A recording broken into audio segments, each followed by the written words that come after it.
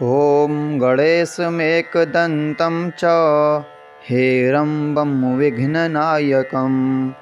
लम्बोदरं शूर्पकर्णं गजवक्त्रं गुहाग्रजं नामाष्टार्थं च पुत्रस्य शृणु मातर्हरप्रिये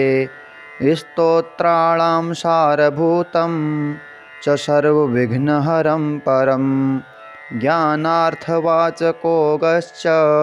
ळश्च निर्वाणवाचकः तयोरीशं परं ब्रह्मा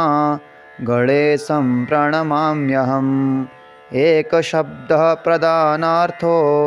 दन्तश्च बलवाचकः बलं प्रधानं सर्वस्माद् एकदन्तं नमाम्यहम् दीनार्थवाचको हेश्च रम्भः पालकवाचकः दीनानां परिपालकं हेरम्बं प्रणमाम्यहम्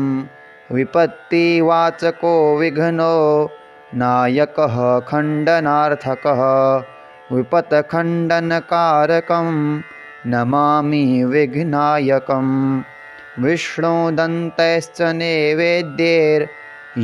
लम्बोदरं पुरा पित्रा दत्तैश्च विविधैर्वन्दे लम्बोदरं च तं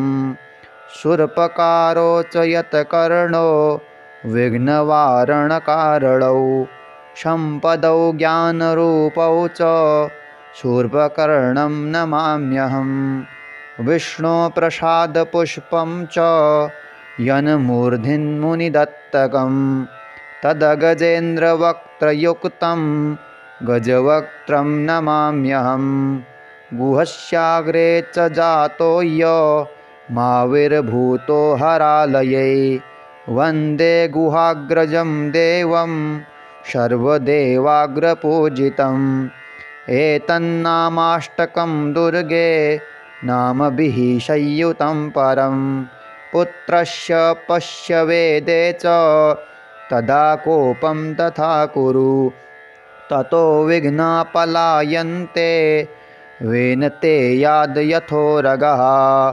गणेश्वरप्रसादेन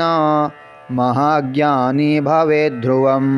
पुत्रार्थी लभते पुत्रं भार्यार्थी विपुलां स्त्रियां महाजडः कवीन्द्रस्य विद्यावास्य भवेद्ध्रुवम्।